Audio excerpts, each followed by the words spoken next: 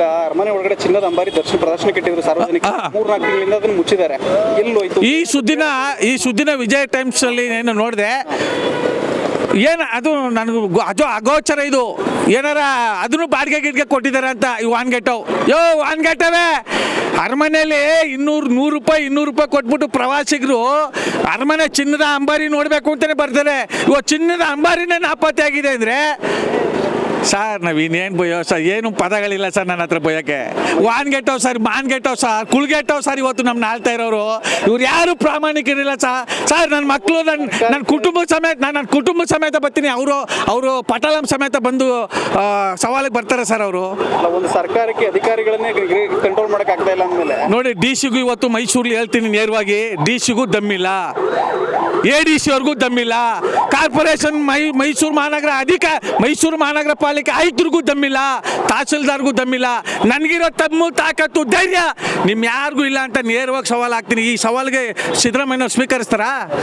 ಬರ್ತೀರಾ ಸಿದ್ದರಾಮಯ್ಯನವರೇ? ನೀವು ವಕೀಲರಿದ್ದೀರಿ ಸಿದ್ದರಾಮಯ್ಯನವರೇ, 2ನೇ ಬಾರಿ ಆಯ್ಕೆ ಆಗಿದ್ದೀರಿ.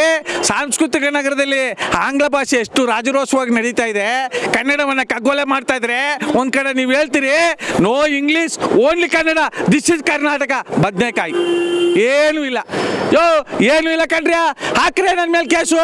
ಇವತ್ತು ನ್ಯಾಯಾಧೀಶನು ಪ್ರಶ್ನೆ ಮಾಡೋ ದಿಕ್ಕಲ್ಲಿ ನಾವು ಹೋರಾಟ ಮಾಡ್ತಾ ಇರೋದು. ನ್ಯಾಯಾಧೀಶನ್ನು ಪ್ರಶ್ನೆ ಮಾಡ್ಬೇಕು. ಇವತ್ತು ನ್ಯಾಯಾಧೀಶರಿಗೆ ಹೇಳ್ತಾ ಇದ್ವಿ, ಈ ಮೂಲಕ ನಮ್ಮ ಇಂಡಿಯನ್ TV ಮೂಲಕ, ಮಾಧ್ಯಮಗಳ ಮೂಲಕ ಹೇಳ್ತಾ ಇದ್ವಿ, ನ್ಯಾಯಾಧೀಶರೇ ಒಂದು ತಿಂಗಳಿಗೆ ಒಂದ್ಸರಿನಾದ್ರು ಮೈಸೂರು ಇಡೀ 30 ಜಿಲ್ಲೆಯಲ್ವೇ ನೀವೇ ನೇರವಾಗಿ ವೇಷಭೂಷಣ ಹಾಕೊಂಡು, ಡಾಕ್ಟರ್ ಯಾರು ಶಂಕರ್ನಾಗ್ ಅವರು ವೇಷಭೂಷಣ ಹಾಕೊಂಡು ಬರ್ತಾರಲ್ಲ, ಆ ರೀತಿ ನೀವು ನಿಮ್ಮ ಒಂದು ಸಮವಸ್ತ್ರಗಳನ್ನ ಬದಲಾವಣೆ ಮಾಡ್ಕೊಂಡು ಎಲ್ಲ 30 ಜಿಲ್ಲೆಯಲ್ಲೂ ನೀವು ಅಡ್ಡಾಡಿದ್ರೆ ಏನು ಅನ್ಯಾಯ, ಏನು ಅಕ್ರಮ, ಎಷ್ಟೊಂದು ದೌರ್ಜನ್ಯಗಳು ನಡೀತಿದೆ ಅಂತೆ ಮಾನ್ಯ ನ್ಯಾಯಾಧೀಶರುಗಳು ಗೊತ್ತಾಗಬೇಕು. ನ್ಯಾಯಾಧೀಶರುಗಳು ಬೀದಿಗೆ ಬರಬೇಕು, ವಕೀಲರುಗಳು ಬೀದಿಗೆ ಬರಬೇಕು, ದಕ್ಷ ಪ್ರಾಮಾಣಿಕ ನಿವೃತ್ತಿ ಹೊಂದಿರತಕ್ಕಂಥ ಅಧಿಕಾರಿಗಳು ಬೀದಿಗೆ ಬರೋಗಂಟ ಇಲ್ಲಿ ಕಾನೂನು ಸುವ್ಯವಸ್ಥೆ ಯಾರ ಕೈಲೂ ಕಾಪಾಡೋಕ್ಕಾಗಲ್ಲ ಅಂತ ನೇರವಾಗಿ ಹೇಳ್ತೀವಿ.